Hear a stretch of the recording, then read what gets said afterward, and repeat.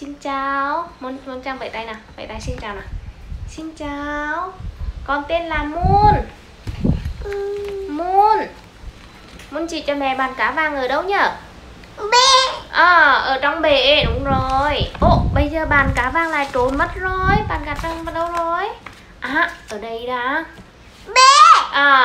Bàn cá vàng bay ra khỏi bể rồi. Bàn cá trốn ở đâu thế nhỉ? Đâu, bàn cá trốn ở đâu thế nhỉ? Bàn cá ở đây. Bàn cá đang làm gì ấy nhỉ? Đang bơi à? Bơi. Ôi thôi, lần này lại trốn nữa rồi. Muốn bắt được rồi nhá. Đây là cái gì Muốn? Chú tay. Đúng rồi, điện thoại. Lần này bàn cá lại trốn ở đâu thế nhỉ? Bàn cá trốn ở đâu đó con? Trên gì nhỉ? Cây hoa. Mất rồi. Ôi thôi, lại trốn mất rồi. Bàn cá trốn ở đâu thế nhỉ? Ở trên cái cửa này này. Lần này bàn cá lại trốn ở đâu thế nhỉ? Bàn cá trốn ở trong đống keo này nè. Nhìn kia, bàn cá lại trốn tiếp đấy. Ở đâu nữa? Bàn cá trốn ở đâu nữa? Ở đây à? Đây là quả gì Muốn? Dâu tây. Đây là quả gì? Quả gì? Chuối. Đây là quả gì? Cherry. Cherry. Lần này bàn cá lại trốn ở đâu thế nhỉ? Ở đâu đấy? Trong gì? Tivi, đúng rồi. Bàn cá trốn ở đâu thế nhỉ? Bàn cá trốn ở đâu đó con? Ở đây, ở đâu nữa nhỉ?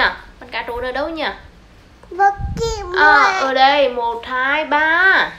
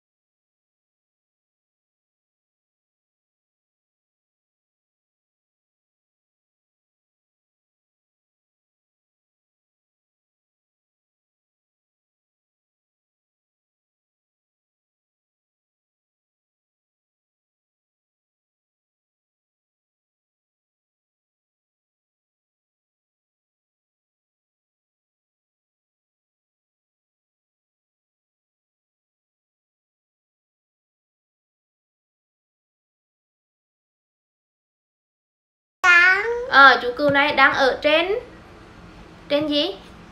Bậc trắng. Còn chú cừu này đang ở trên gì? Ở ngôi sao. Còn chú cừu xanh lá của chúng ta ở đâu rồi nhỉ? Chú cừu xanh lá ở đâu rồi nhỉ? Ba bầu. Ở đây, chú cừu xanh lá ở đâu nhỉ? Ba bầu. Chú cừu xanh lá đang ngủ say. Kho kho.